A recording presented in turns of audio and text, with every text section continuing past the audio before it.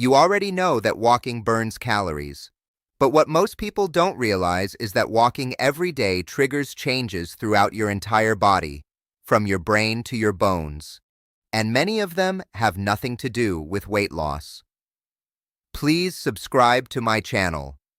Today, we're breaking down what really happens when you walk consistently, not casually once in a while, not distracted and slouched over your phone, but intentionally, with the right frequency, intensity, and time. Let's start at the top. First, your brain. Regular walking increases blood flow to the brain. That increased circulation delivers oxygen and nutrients that support areas responsible for memory and learning, including the hippocampus. Research has shown that physically active adults tend to maintain better cognitive function as they age. Walking also stimulates the release of brain-derived neurotrophic factor, often called BDNF, which supports the health and growth of brain cells. You're not just moving your legs, you're nourishing your brain. Second, your eyesight. This one surprises people. Walking helps regulate circulation throughout the body, including the small vessels in the eyes. Moderate aerobic activity has been associated with improved blood flow and more stable intraocular pressure. Unlike very high-intensity exercise, which can temporarily spike pressure, steady walking promotes balance in the system. It's not a cure, but it is supportive. Third, your heart. You don't need to sprint to strengthen your cardiovascular system. Brisk walking has been shown to reduce the risk of heart disease and stroke. The mechanism is simple: improved blood pressure regulation, healthier cholesterol profiles, and more efficient circulation. A consistent 30-minute walk acts like a daily tune-up for your arteries. It helps them stay flexible and responsive.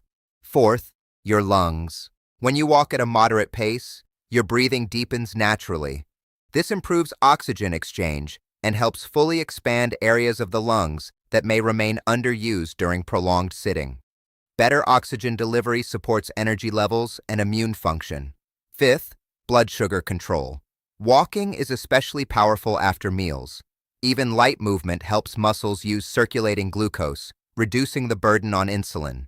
In fact, moderate walking has been shown to improve glucose tolerance and insulin sensitivity over time. You don't have to run to support metabolic health. Sometimes steady movement works better because it's sustainable. Sixth, your digestion. Your digestive tract relies on rhythmic muscle contractions to move food efficiently. Walking stimulates this natural motion, helping regulate bowel function. Regular movement is associated with better digestive comfort and long-term colon health.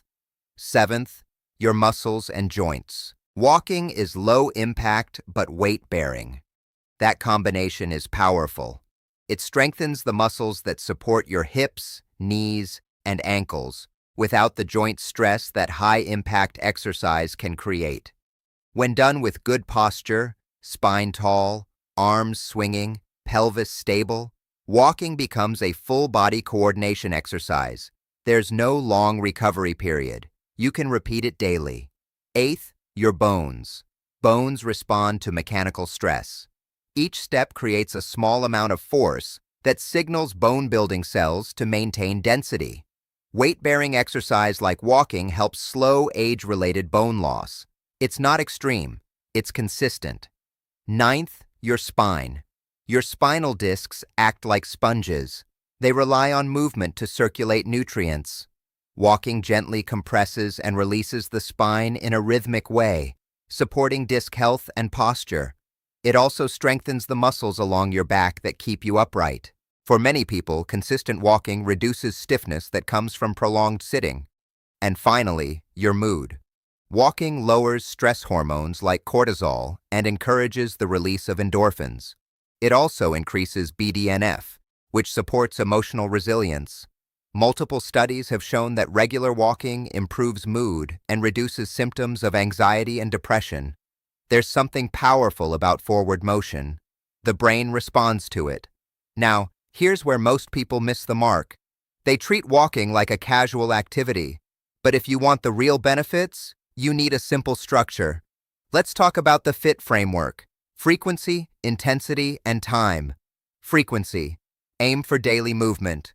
If that feels overwhelming, start with 3 to 5 days per week. The key is repetition. Your body responds to consistent signals. Intensity. This is not a leisurely stroll. You should walk at a pace where you can talk, but you wouldn't want to sing. Your breathing should be elevated but controlled.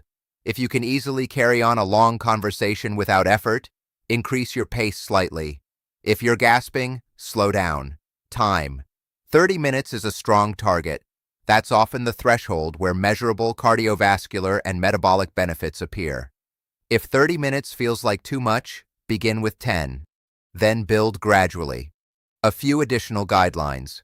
Drink water beforehand. Dehydration reduces performance.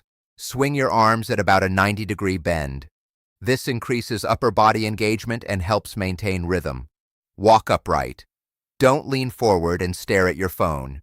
That changes your posture and reduces the benefit. And try to walk at roughly the same time each day. Morning walks are especially helpful for setting your circadian rhythm, but any consistent time works. Walking is simple. That's why it's often underestimated. But it is one of the most studied, accessible, and sustainable forms of movement available. You don't need equipment. You don't need a gym membership. You don't need extreme intensity. You need consistency. Start where you are, build gradually, and let each step support your brain, heart, bones, and mind. Because sometimes the most powerful health intervention isn't dramatic, it's daily.